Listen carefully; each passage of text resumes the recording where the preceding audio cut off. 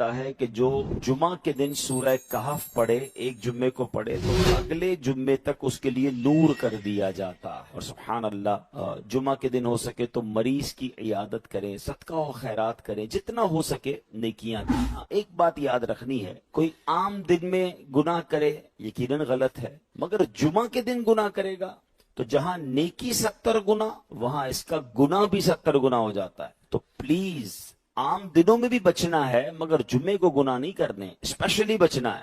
جمعے کو کوئی نماز قضا نہیں ہونی چاہیے، میں نہیں کہتا عام دنوں میں بھی نہیں ہونی چاہیے، مگر کتنی افسوس کی بات ہے کہ جمعے کی نماز پڑھتے ہیں، عصر کی نہیں پڑھتے۔ ایسا نہ کرے، اللہ کرے کہ یہ بات ہم سمجھنے میں کامیاب ہو اور اس دن کو امپورٹنس۔ سورۃ الکہف، سورہ کہف کا تعارف، مقام نزول۔ یہ سورت مکہ مکرمہ میں نازل ہوئی ہے۔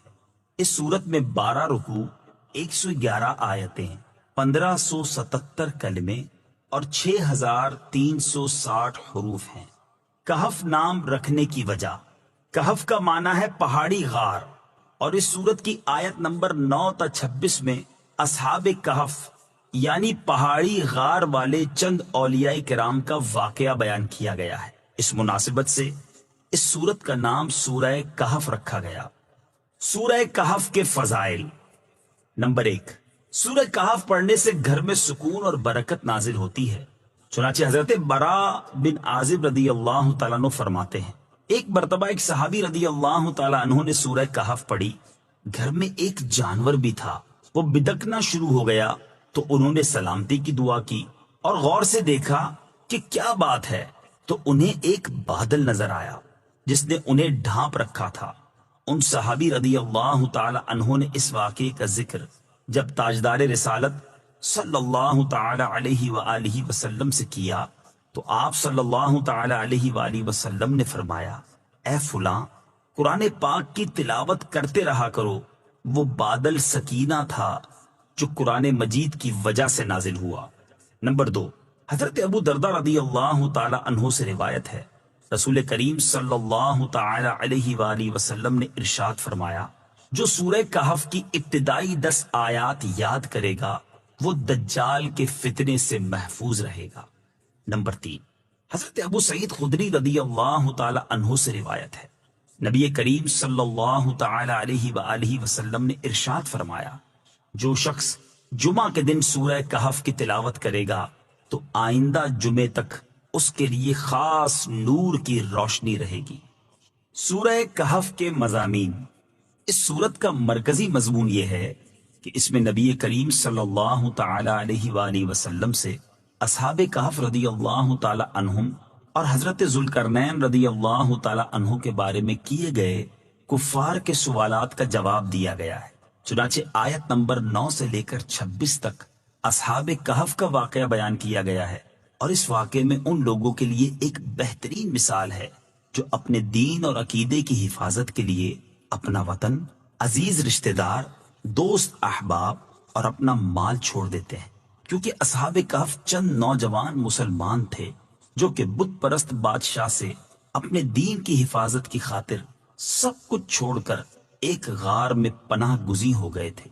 اور آیت نمبر 83 سے لے کر 99 تک حضرت ذوالقرنین رضی اللہ تعالی عنہ کا واقعہ بیان کیا گیا، اور اس واقعے میں بادشاہوں اور حکمرانوں کے لیے بڑی عبرت و نصیحت ہے، کیونکہ حضرت ذوالقرنین رضی اللہ تعالی عنہ کی حکمرانی مشرق سے لے کر مغرب تک تھی، اس کے باوجود وہ اللہ تعالیٰ سے ڈرنے والے، اس کے احکام کی اطاعت کرنے والے، اپنی رعایا سے شفقت و مہربانی کے ساتھ پیش آنے والے اور ان کے ساتھ عدل و انصاف کرنے والے تھے۔ اس کے علاوہ اس صورت میں یہ مضامین بیان کیے گئے۔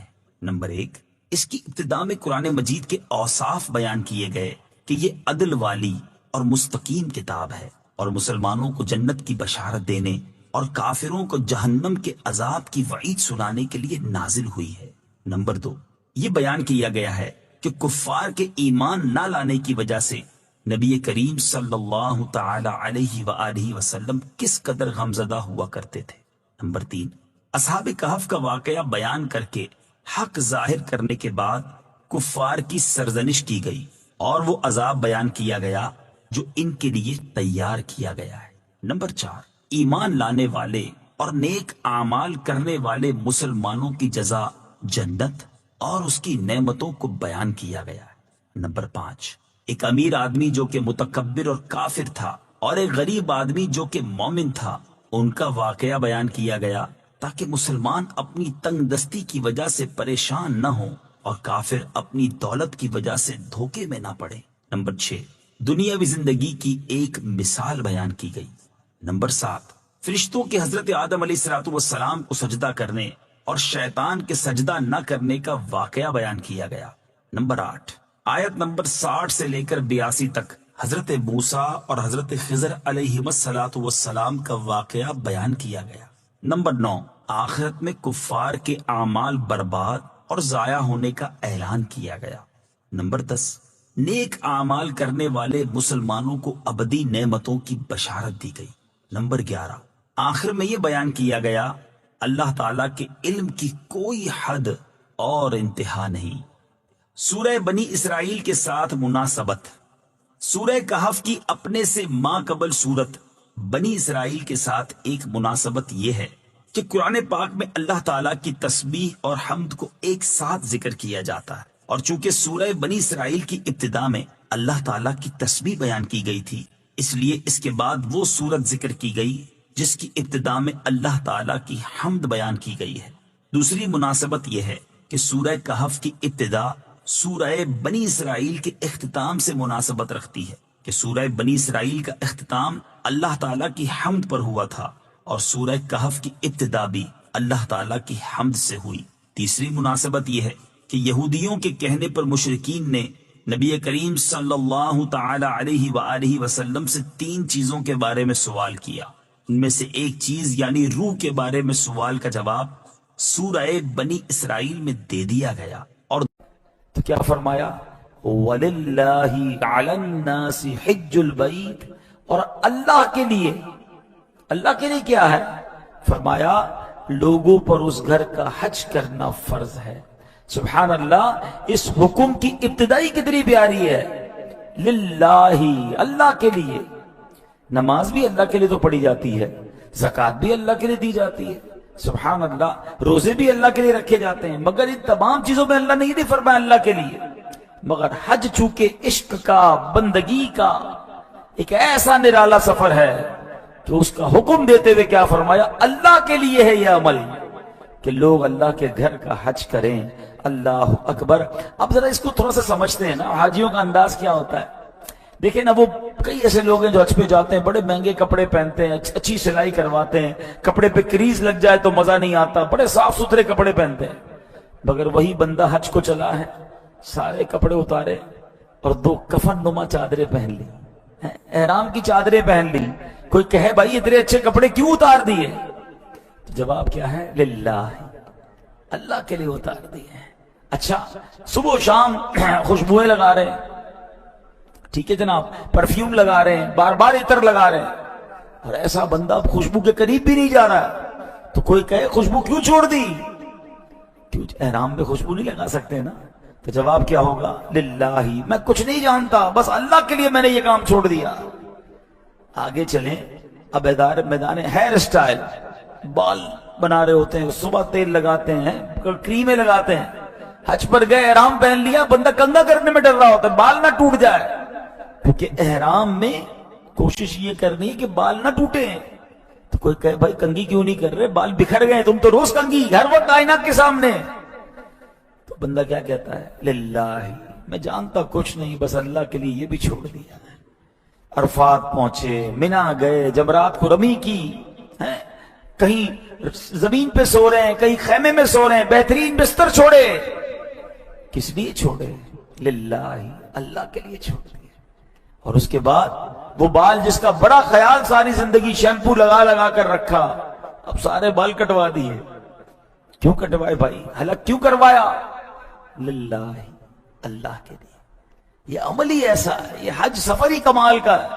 یقین کریں جنہوں نے حج کیا ہے نا، ان کو پتا ہے کہ تھکن بھی تھک جاتی ہے، بندہ اتنا تھکتا ہے، میلا کچیلا، پسینے میں ڈوبا ہوا۔ دنیا میں یہ حالت کبھی کوئی پسند نہیں کرتا، مگر حج ایسا سفر ہے کہ جو ایک بار کر لے وہ ہر سال دعا کرتا ہے مولا پھر بلا میں تھکنا چاہتا ہوں، پھر بلا میں میلا کچیلا ہونا چاہتا ہوں، پھر بلا میرے مالک میں وہ ساری تکلیفیں اٹھانا چاہتا ہوں، کیونکہ ہر تکلیف کا لطف ہے، ہر تکلیف میں رحمت ہے، ہر قدم پر سمجھ لے مغفرت ہے۔ تو پھر کیوں نہ بندہ حج کے لیے ترسے۔ اور سبحان اللہ، آج جو ہم نے آیت تلاوت کی ہے اس میں بات بتائی کہاں کی ہو رہی ہے؟ اس میں بات میرے آقا کے شہر مدینہ کی ہو رہی ہے۔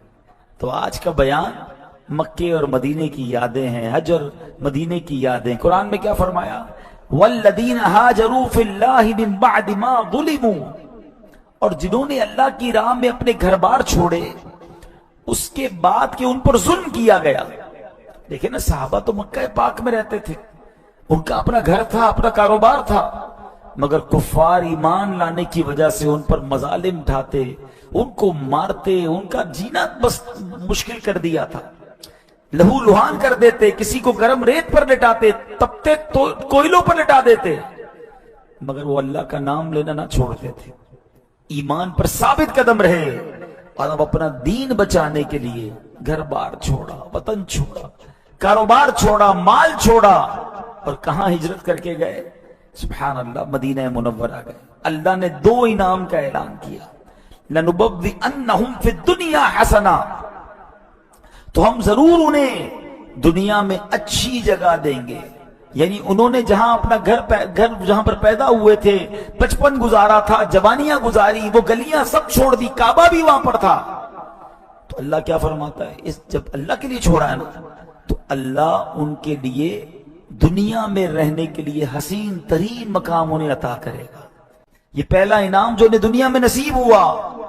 پھر فرمایا وَلَأَجْرُ الْآخِرَةِ أَكْبَرُ لَوْ كَانُوا يَعْلَمُونَ، اور بے شک آخرت کا ثواب بہت بڑا ہے، کسی طرح لوگ جانتے، یعنی دنیا میں اچھے ٹھکانے کے ساتھ ساتھ ان ہجرت کرنے والوں کو آخرت میں بہت بڑا اجر عطا کیا جائے گا۔ اللہ اکبر۔ اچھا، صحابہ کرام بھی عظیم ہستیاں ہیں، میں اور آپ حج کریں، عمرہ کریں، روزہ رکھیں، زکوٰۃ دیں، نماز پڑھیں، جمعہ پڑھیں، نیکی کریں، ہمارے اعمال قبول ہوئے کہ نہیں ہمیں پتہ نہیں، ہم تو دعا کرتے ہیں نا اللہ کرے قبول ہو جائے، مگر صحابہ وہ ہیں کہ وہ جناب سبحان اللہ نیکیاں کرتے تھے، اللہ قرآن میں بیان فرما دیتا کہ ان کی نیکیاں مقبول ہو گئی ہیں، ان کی نیکیاں قبول ہو گئی، ان کا ذکر قرآن میں فرماتا۔ کئی مثالیں ہیں، مثال کے طور پہ مولا علی شیر خدا کرم اللہ تعالی وجہ الکریم، 4 درہم تھے آپ کے پاس، آپ نے کیا کیا؟ اللہ کی راہ میں خرچ کرنے تھے، کیا اسٹائل اپنایا کہ ایک صبح خرچ کیا، ایک شام میں خرچ کیا، 1 درہم لوگوں کو دکھا کر خرچ کیا، 1 درہم چھپا کے خرچ کیا، چاہتے تھے ہر حال میں ہر طریقے میں اللہ کی راہ میں خرچ کروں۔ اللہ کو ان کی ادا ایسی پسند آئی کہ اللہ نے قرآن میں بیان فرما دیا، الذین ينفقون اموالهم باللیل والنہار سرا وعلانیۃ۔ اللہ اکبر، اللہ نے یہ بھی بیان کیا کہ کیسے صدقہ کیا، وہ لوگ جو رات میں اور دن میں پوشیدہ اور اعلانیہ اپنے مال خیرات کرتے ہیں، فَلَهُمْ أَجْرُهُمْ عِنْدَ رَبِّهِمْ، ان کا اجر ان کے رب کے پاس ہے، وَلَا خَوْفٌ عَلَيْهِمْ وَلَا هُمْ يَحْزَنُونَ، ان پر نہ کوئی خوف ہوگا اور نہ وہ غمگین ہوں گے۔ مولا علی کا صدقہ کیسا قبول ہو گیا کہ قیامت تک تلاوت کرنے والے تلاوت کرتے رہیں گے، ہم تراویح میں سنتے رہیں گے، امام تلاوت کریں گے، جب جب قرآن پڑھا جائے گا مولا علی کے صدقے کا ذکر ہوتا رہے گا۔ صحابہ کرام اوابین کے نوافل پڑھا کرتے تھے، قرآن نے اس کا ذکر کر دیا، فَلَا تَعْلَمُ نَفْسٌ مَا أُخْفِيَ لَهُم مِّن قُرَّةِ أَعْيُنٍ جَزَاءً بِمَا كَانُوا يَعْمَلُونَ، تو کسی جان کو معلوم نہیں کہ وہ آنکھوں کی ٹھنڈک جو ان کے لیے ان کے اعمال کے بدلے میں چھپا رکھی ہے، یعنی قرآن نے یہ اعلان کر دیا کہ ان کے نوافل قبول ہو گئے، ساتھ یہ بھی بتا دیا کہ ان کے لیے وہ جزا تیار کی گئی ہے، اس کی خبر اللہ کو ہے، ان کو نہیں ہے، اللہ نے ایسا انعام تیار کر رکھا ہے۔ حضرت ابو طلحہ انصاری بڑی کمال کی مہمان نوازی کی، خود بھوکے رہے، اپنے مہمان کو کھلایا، اللہ نے قرآن میں بیان فرما دیا فَأُولَئِكَ هُمُ الْمُفْلِحُونَ، تو وہی لوگ کامیاب ہیں، یعنی وہ عمل کرتے، اللہ قرآن میں بیان فرما دیتا۔ اللہ اکبر، اب ہجرت کی تھی، اتنی بڑی قربانی دی تھی، اللہ نے یہ بھی اعلان کر دیا کہ دنیا میں بھی حسین ترین مقام دیا جائے گا اور آخرت کا اجر تو بہت بڑا ہے۔ اللہ اکبر۔ پھر کیسا رتبہ، کیوں نہ اصحاب رسول کا ہم پیار کریں، اہل بیت سے پیار کریں۔ ہستیاں کیسی ہیں، ابل کرے قرآن میں ذکر ہو جاتا ہے۔ کیوں نہ ہو رتبہ بڑا اصحاب و اہل بیت کا، کیوں نہ ہو رتبہ بڑا اصحاب و اہل بیت کا، ہے خدائے مصطفیٰ اصحاب و اہل بیت کا۔ فضل رب سے دو جہاں میں کامیابی پائے گا، دل سے جو شیدا ہوا اصحاب و اہل بیت کا۔ قرآن نے کیا کہا؟ لَنُبَوِّئَنَّهُمْ فِي الدُّنْيَا حَسَنًا، تو ہم ضرور انہیں دنیا میں اچھی جگہ دیں گے۔ اب سوال یہ کہ مکہ چھوڑ رہے ہیں، کعبہ ہے وہاں، صفا مروہ ہے وہاں، حج وہاں ہوتا ہے، وہ چھوڑ کر جا رہے تو پھر اور کون سی اچھی جگہ، حسین جگہ، حسنا، بڑا خوبصورت مقام انہیں ہم عطا کریں گے۔ اللہ اکبر۔ بتاؤ نا پھر کون سا مقام دیا گیا، ذرا مل کر جواب دیں۔ مدینہ دیا گیا، یعنی مدینہ وہ ہے جو حسنا ہے، مدینہ وہ ہے جو دنیا کی حسین ترین جگہ ہے، جو انعام میں صحابہ کو عطا کی کہ تم نے اللہ کے لیے اپنا ایمان بچانے کے لیے اپنا گھر چھوڑا، کاروبار چھوڑا، اپنا وطن چھوڑا، اللہ نے تمہیں عظیم مقام اور حسین ترین مقام عطا فرما دیا۔ تو یہ ہے مدینہ۔ اے میرے پیارے اسلامی بھائیوں، حسنہ کس کو کہتے ہیں؟ امام راغب اصفہانی لکھتے ہیں، کل مبہج مرغوب فی، ہر وہ چیز جسے دیکھ کر تازگی ملے، جس میں رغبت حاصل ہو، اسے حسن کہتے ہیں، اور اگر وہ مؤنث ہو تو حسنہ کہتے ہیں۔ اللہ اکبر۔ جسے دیکھ کر چہرہ تر و تازہ ہو جائے اسے حسین حسی کہتے ہیں، جسے دیکھ کر عقل تر و تازہ ہو جائے اسے حسین عقلی کہتے ہیں، اور جسے دیکھ کر روح تازہ ہو جائے اسے حسین قلبی یا حسین روحی کہتے ہیں۔ علماء فرماتے ہیں جو اس آیت میں مدینہ منورہ کو حسنہ قرار دیا، اس سے صرف ظاہری حسن مراد نہیں، باطنی حسن بھی مراد ہے۔ اب آیت کریمہ کا مطلب یہ بنے گا کہ جنہوں نے ہجرت کی انہیں گھر بار چھوڑنے کے بدلے ایسا حسین مقام عطا کیا، ایسا ٹھکانہ عطا کیا جائے گا جسے دیکھ کر چہرے بھی تر و تازہ ہو جائیں گے، روح اور عقل اور دماغ بھی تر و تازہ ہو جائے گا۔ اور سچ بتاؤں مدینہ ہے ہی ایسا۔ دنیا میں آپ کسی بہت خوبصورت مقام پر جائیں اور آبشار دیکھیں، باغ دیکھیں، اچھا موسم دیکھیں، آپ کی باڈی تر و تازہ ہوتی ہے، you feel fresh۔ مگر مدینہ وہ ہے جہاں روح تر و تازہ ہو جاتی ہے، انسان ایک اندر سے نیا انسان بن کر نکلتا ہے، اس کی اسپرچولیٹی بڑھ جاتی ہے۔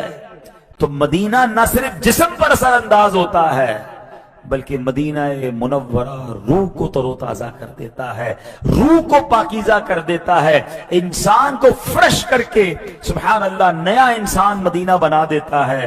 اے میرے پیارے اسلامی بھائیوں، اور یہ بات میں نہیں کر رہا، خود نبی پاک علیہ السلام مدینے سے کتنا محبت کرتے کہ پیارے آقا جب مدینے آتے نا، واپس آتے کسی سفر سے آتے، اپنے کاندھوں سے چادر اتار دیتے اور کیا فرماتے؟ ہادہ ارواح طیبہ، یہ پاکیزہ ہوائیں ہیں۔ چادر کس لیے اتارتے؟ کہ چادر ہوا کو نہ روکے، مدینے کی ہوائیں جسم مقدس سے لپٹ جائیں۔ نبی پاک جن کے صدقے مدینے کو یہ کمال ملا ہے نا، یعنی مدینہ کیوں مدینہ بنا ہے؟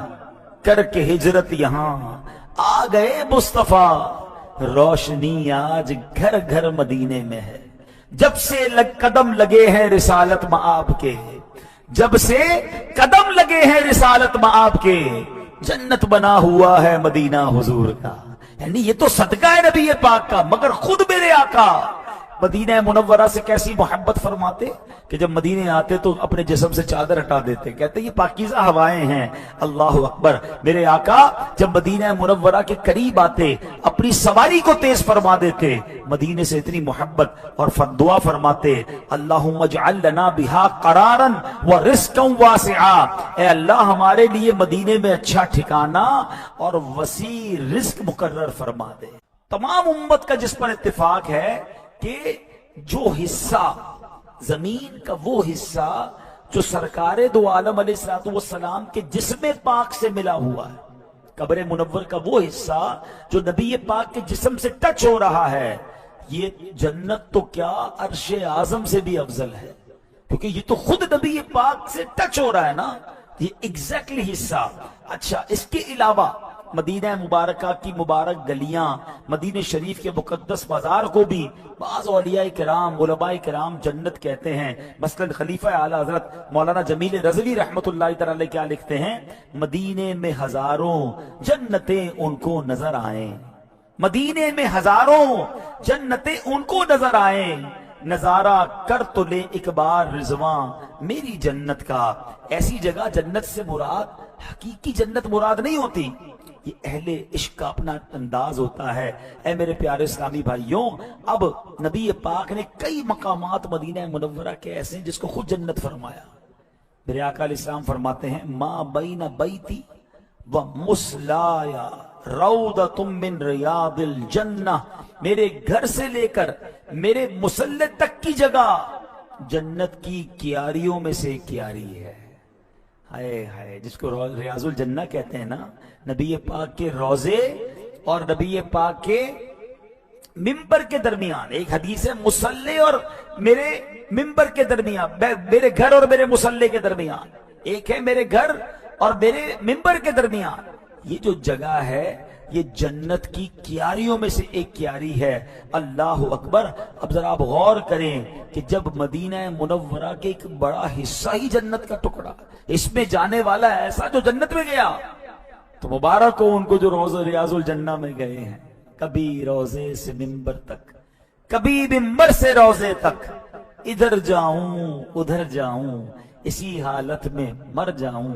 आला हज़रत लिखते हैं ना, है इस तरफ रोजे का नूर, इस समत मिंबर की बहार, बीच में जन्नत की प्यारी प्यारी क्यारी, वाह वाह, अल्लाह अकबर। एक और मैं आपको खूबसूरत बात बताऊं, हम मदीने जाने को यूं भी तड़पना चाहिए कि मदीना पाक में एक जगह नहीं, अभी आप सुनेंगे कि कई जगह ऐसी हैं जिसके बारे में प्यारे आका ने फरमाया जन्नत का टुकड़ा है, ये जन्नत का हिस्सा है। जन्नत का उसूल ये है, ये अल्लाह की रहमत का उसूल समझ लें कि जितने मुसलमान है ना, अल्लाह पाक हम सब का ईमान सलामत रखे, कहिए आमीन। सबसे मेन चीज ये कि हम ईमान सलामत लेकर जाएं। अल्लाह ने ईमान तो दे दिया ना, we have to go with ईमान। और ये अल्लाह ने कुरान में फरमाया, या अय्युहल्लज़ीना आमनुत्तकुल्लाहा हक्का तुकातिही वला तमूतुन्ना इल्ला व अंतुम मुस्लिमून। ऐ ईमान वालो, अल्लाह से डरो जैसा डरने का हक है, और मरना नहीं मगर मुसलमान। यानी ईमान लेकर जाना, खाली हाथ नहीं चले जाना। अल्लाह ने ईमान दे दिया, अब ईमान बचाना है, ईमान के डाकुओं से ईमान बचाना है, अपने अमाल बुरे नहीं करने के ईमान चला जाए। तो अगर ईमान के साथ दुनिया से गए ना, तो ये अल्लाह की रहमत का उसूल है कि या तो अल्लाह करीम जिसे चाहेगा बिला हिसाब जन्नत में डाल देगा, लेकिन अगर कोई मुसलमान होगा और गुनाहगार होगा तो उसको उसके गुनाहों की सजा तो दी जाएगी अगर अल्लाह चाहेगा, उसके बाद वो जन्नत में जरूर जाएगा। और जो एक बार जन्नत में जाएगा ना, फिर कभी जहन्नम में नहीं डाला जाएगा। ये याद रखिए, अल्लाह की रहमत का उसूल है कि once anybody enter in paradise, अब उसे जन्नत से निकाला नहीं जाएगा। कब तक? हुम फीहा खालिदून। जन्नत में जो गया वो हमेशा हमेशा जन्नत में रहेगा। There is no expiry date. इस दुनिया में एक्सपायरी डेट है हमारी। जिस दुनिया में पागल हुए हैं ना, घर बना लूं, फैक्ट्री बना लूं, दुनिया बना लूं, चाहे हलाल से बनाऊं हराम से बनाऊं, किसी पर ज्यादती करके बनाऊं, पागल हो गए लोग। हालांकि इस जगह से जाना है।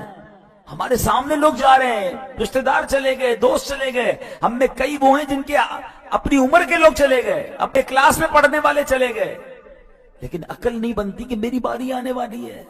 मगर जिधर जाना है, अल्लाह की कसम, जो जन्नत में चला गया उससे बड़ा खुशनसीब कौन है कि वहां से निकाला ही नहीं जाएगा, कोई मौत ही नहीं है वहां पर। तो बात समझ आ गई? जो एक बार जन्नत में जाएगा वो हमेशा जन्नत में रहेगा, फिर उसे निकाला नहीं जाएगा, उसे जहन्नम में नहीं डाला जाएगा। सुभान अल्लाह। अब बताओ, जिस जगह को आका फरमा रहे हैं जन्नत है, और जो उसमें चला गया, अल्लाह की रहमत का उसूल तो ये है ना, जो एक बार जन्नत में चला गया। तो सैयदी आला हजरत इमाम नसरुद्दीन यही तो फरमाते हैं, जन्नत में जाके नार में जाता नहीं कोई। اے اللہ تیری رحمت کا اصول ہے نا، جو ایک بار جنت میں چلا جائے پھر جہنم میں نہیں جائے گا، جنت میں جا کے نار میں جاتا نہیں کوئی، تو اے اللہ پھر جو مدینہ دیکھ آیا ہے، جو ریاض الجنہ ہو آیا ہے، اے اللہ جو جنت کے ٹکڑے کو وزٹ کر کے آ گیا ہے، تو تیری رحمت تو یہ کہتی ہے کہ جو ایک بار جنت میں چلا گیا پھر نہیں جائے گا، تو انشاءاللہ مدینے جانے والا اللہ کی رحمت سے امید ہے کہ انشاءاللہ وہ جنت میں ہی جائے گا۔ ایسے ہی نہیں مدینے سے پیار ہے، ایک اور بڑی پیاری حدیث ہے، چلیں وہ جنت کے ٹکڑے بتاتا ہوں میں آپ کو کہاں کہاں ہیں، لیکن وہ جو بات چلی ہے نا کہ مدینہ پاک کی زیارت کو کیوں ترسنا چاہیے اور کیوں اس کی زیادہ تڑپ ہونی چاہیے، نبی پاک فرماتے ہیں من زار قبری وجبت لہو شفاعتی۔ کیا مطلب ہے اس حدیث کا؟ جس نے میرے روضے کی زیارت کی اس پر میری شفاعت واجب ہو گئی، ٹھیک ہے؟ اچھا ایک بہت بڑا انعام ہے شفاعت، جس کی شفاعت ہو گئی اس کی مغفرت ہو جائے گی، مگر علماء کہتے ہیں اس حدیث میں 3 انعام ہیں، ایک نہیں ہے۔ کیوں؟ اب غور سے سنیے گا۔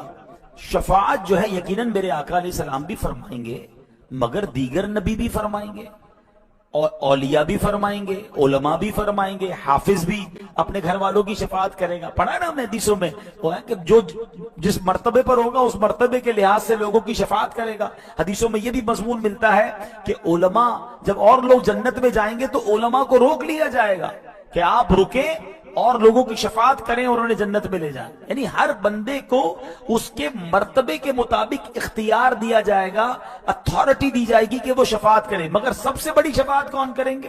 سرکار دو عالم علیہ السلام کریں گے۔ تو اس حدیث میں میرے آقا نے یہ نہیں فرمایا کہ جس نے میرے روضے کی زیارت کی اس پر شفاعت واجب ہو گئی، نہیں، آقا نے فرمایا شفاعتی، میری شفاعت واجب ہو گئی، یعنی مدینے جانے والا وہ ہے جس کی شفاعت خود نبی پاک علیہ السلام فرمائیں گے۔ اور تیسرا انعام کیا ہے؟ ہائے ہائے، تیسرا انعام یہ شفاعت تو ہوگی اس کی جس کا ایمان پر خاتمہ ہوگا، غیر مسلم کی تو شفاعت نہیں ہوگی نا، تو اس کا مطلب مدینے جانے والے کا ایمان پر بھی خاتمہ ہوگا۔ ہائے ہائے، پھر کیوں نہ مدینہ منورہ جانے کی تڑپ ہو کہ وہاں مغفرت کا وعدہ ہے، وہاں شفاعت کا وعدہ ہے۔ بیان کے شروع میں ہم نے حج کے فضائل سنے، مکہ پاک اور حج اور عمرے کے فضائل سنے، اور اب ذکر مدینہ جاری ہے کیونکہ موسم ہے حاجیوں